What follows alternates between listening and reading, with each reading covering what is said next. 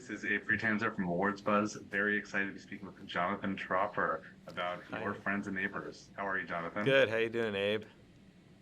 Good. I come to this show as a big fan of Banshee. I think that's an interesting approach because Yes. especially seeing Hoon Lee and Masarudo in an episode, it's not Yeah. Banshee, definitely. There's Yeah. still a lot of Well, deception and bad people, but yeah. And Greg Utanis directed 3 episodes in the first season as well, and he was my producing director on Banshee. And Stephanie Lang, who directed 3 episodes, also came from Banshee. So yeah, we have a. I like to keep good people close. so is there anything besides all these people in common and you that you think unites these two different shows?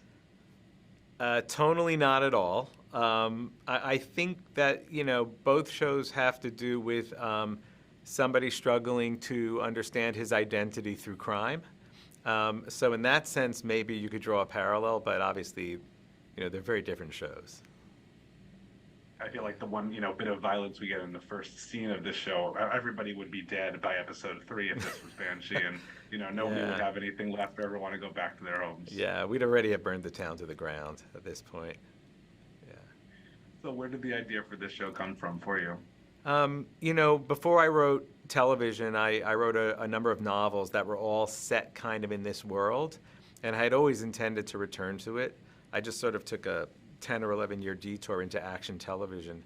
But I lived in Westchester, in a town like this, for about 15 years. And so I felt like I had a lot of material and I had a deep understanding of what that world was.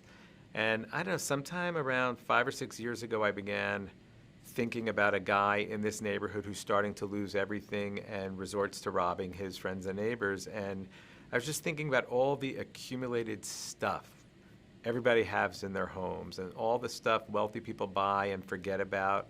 And just these piles of wealth that could be taken and that nobody would even notice. And it's just something that stayed with me, and I just eventually turned it into a show. How do you think that people who live a life like this will enjoy, appreciate, or perhaps detest this Well, show? I think the show is pretty careful. We're not really judging anybody on this show. This just happens to be the ecosystem in which our story takes place. And certainly the show is making a comment about consumerism and excess and the divide between the haves and the have-nots. But it's doing it in a really quiet way where we really want to entertain first and foremost. I think the idea is for this to be a show with a lot of emotional truth that would exist in any ecosystem. It's about marriage, love, sex, death, family, friendship, middle age.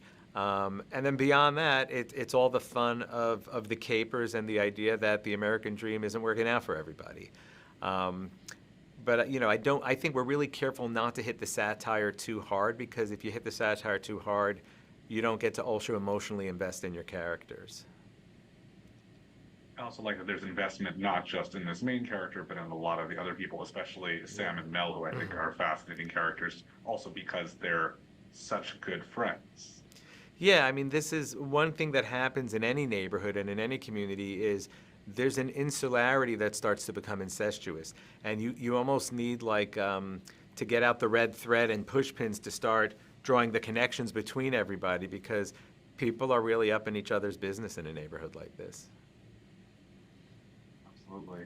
And like with Banshee and that, I can hear the music and the safe cracking in the opening credits. I think the opening credits set the tone very well for this show. What was your involvement with that and sort of just the vision for it? Oh, I was tremendous. I take opening credits very seriously, and it breaks my heart that people are able to skip the opening credits because we work so hard on them. But the first thing I said is we need a dynamite song, and our composer Dom Lewis composed this really brilliant song that also actually works in a lot of places as score during the show. It's all musically connected. Then we got Hamilton Lighthouser from the Walkmen to record the song, and he added his own flourishes to it, and then we worked on what we hoped would be really kind of stunning visuals to just tell the story of deconstructing wealth and luxury as we come into the show. And yeah, I think it came out really well. I hope people actually stay to watch it. I was happy to see that the show was already renewed for a second season before the Yes. first premiered, though I also realized in the past that hasn't always been a good sign, since some shows are, ratings dependent. And I think with a streaming service like Apple, that's hopefully a, stronger sign of enthusiasm. how do you go into, the show with that knowledge, and how does that change your perspective and approach to it? Well, we were very excited to get the renewal, obviously, and one of the things I think is really important is to try to keep shows as close to an annual cycle as possible. I think viewers get very frustrating when sometimes it's 2.5 years between shows.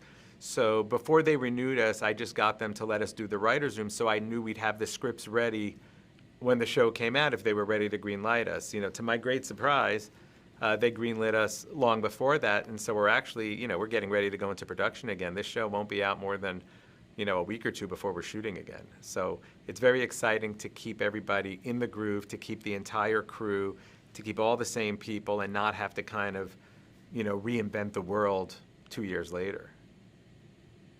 Is there anything, no spoilers, of course, that you can preview about just sort of the tone and your approach to season 2 that might be different from season 1? To me, season 2 of any show has always got to be The Empire Strikes Back, right? You got to get darker, deeper, more complex, and at the same time up the ante and up the stakes for everybody. That's what we're doing. This show has a great cast, as I mentioned. Was there a role that was particularly difficult for you to find the right person? The first 4 were pretty easy. I always knew I wanted Ham. Once I had Ham, we went after Amanda and Olivia, and I wrote the role of Barney with Hoonley in mind, so I knew that was it. Casting Mark Tallman as Nick, that was really a challenge. Finding someone who had the acting chops, who you could believe was a true athlete, and also would be a really sympathetic character and could hold his own with these actors. We went around and around till we found Mark Tallman, and he was a great find for us. Really great. No, it's again, it's so interesting just seeing all these different pieces of the ensemble. And are there certain characters that you didn't quite explore enough in season 1 that you want to go a lot deeper with in season 2? But that's really hard with a show like this. We had 9 episodes, and you just don't have the real estate. I would have loved to do a whole exploration of the cops on the show, right? We have these 2 cops, these neighborhood cops, who I think are really interesting. I would love to do a whole exploration of Lou Varga, the pawn shop owner. But, we can only get the time we get with her because we got to tell the main stories. So, yeah, I hope with multiple seasons we can begin to expand all that. I definitely enjoy Sandrine Holt's, condescension in her every scene she appears.